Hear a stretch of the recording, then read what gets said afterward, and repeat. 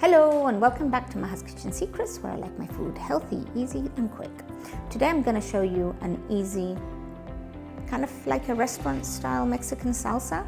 It's very different than the pico de gallo, which is made from just fresh tomatoes, but this is really, really nice. Once you make it, you won't be buying the store-bought jars anymore. I have 1 tin of stewed tomato, onion, chopped fresh tomato, sugar, lemon juice, cumin, vinegar, salt, crushed garlic, and fresh coriander. And now I'm just going to pulse it.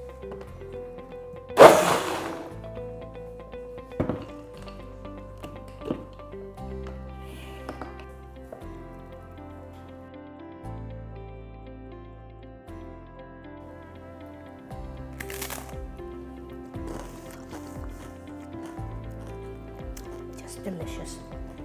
Enjoy.